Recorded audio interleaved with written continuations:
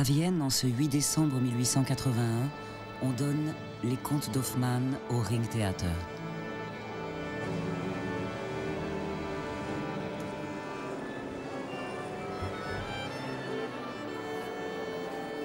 Adèle von Klapka est aux premières loges.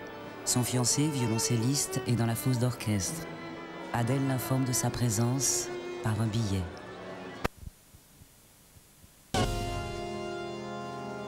Le vieux temps, à la bonté fallacieuse, prend irrémédiablement fin et l'idée impériale du ring appartient déjà au passé.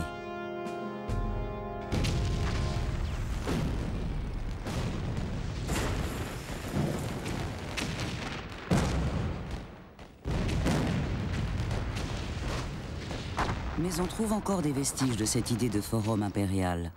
La grille qui embrasse les jardins du palais. Le monument du vainqueur d'un jour pèse 12 tonnes et demie. Pour les faire tenir, les sculpteurs ont toujours eu recours à la queue de leur statue équestre. Comment garantir la stabilité de ces monumentales constructions de bronze autrement? Vous ne me croyez pas? Je vais vous montrer. Regardez à Venise, une des plus célèbres statues de tous les temps, le Colleone. Elle prend appui sur ses trois pattes. Apparemment, ma statue à Saint-Pétersbourg, enfin le monument de Pierre le Grand que j'ai interprété dans un film, tient sur deux pattes. Erreur. À y regarder de plus près, on se rend compte qu'il se maintient aussi grâce à sa queue. Aucun sculpteur, pas même Léonard de Vinci, n'avait encore relevé le défi de faire tenir une statue équestre sur deux points d'appui.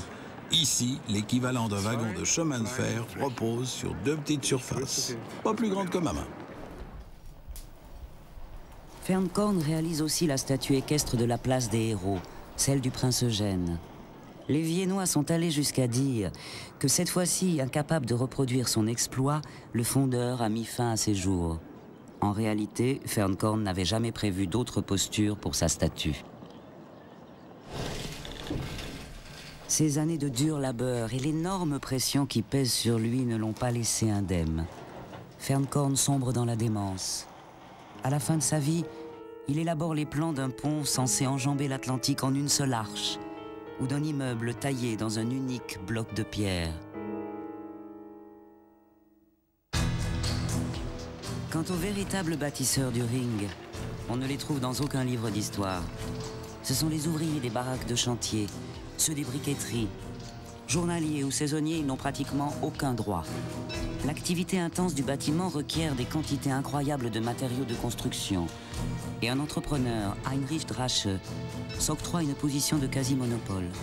Au sud de la ville, sur le Wieneberg, il monte une fabrique de briques d'une envergure jusqu'alors inconnue. Les conditions de travail sont inhumaines, à la limite de l'esclavagisme.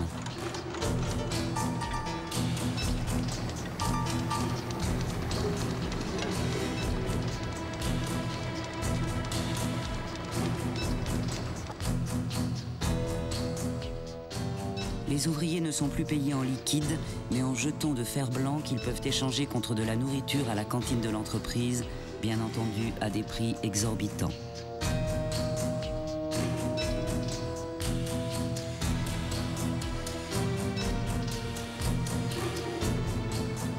Les ouvriers engagés dans la construction des monuments de la Ringstrasse, eux aussi saisonniers, sont d'autant plus exploitables qu'ils ne sont pas syndiqués. En été, ils travaillent tous les jours jusqu'à la tombée de la nuit. Ils n'ont qu'un seul droit, celui le dimanche, d'aller à la messe. Viktor Adler, le leader de la social-démocratie autrichienne, lutte contre cette exploitation. Mais lorsque se crée la première organisation politique ouvrière, la Ringstrasse est pratiquement terminée. Là où une génération plus tôt, les ouvriers s'échinaient sur les chantiers, les sociodémocrates manifestent en 1918, à l'avènement de la Première République, pour prendre le pouvoir en Autriche. N'est-ce pas là une superbe ironie de l'histoire?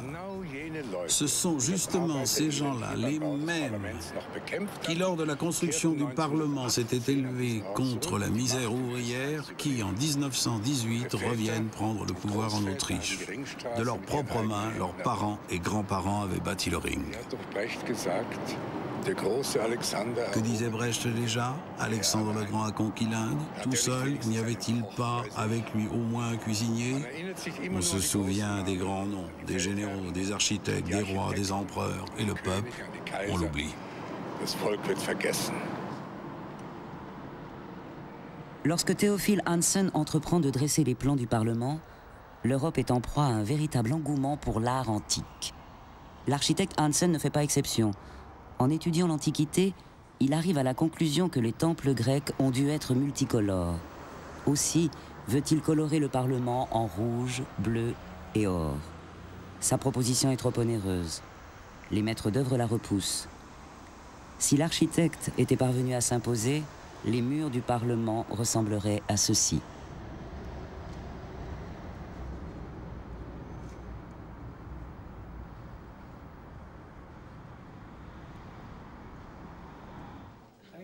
Gustav Klimt met lui aussi le goût de ses contemporains à rude épreuve.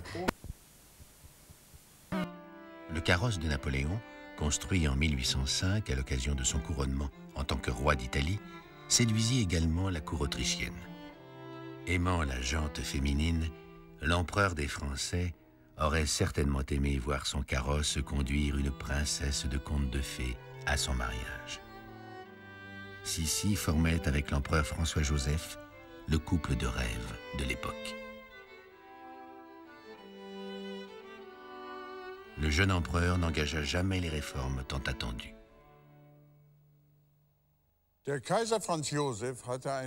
L'empereur François-Joseph était terriblement réticent concernant les progrès techniques. Et cela alors que le monde évoluait très vite.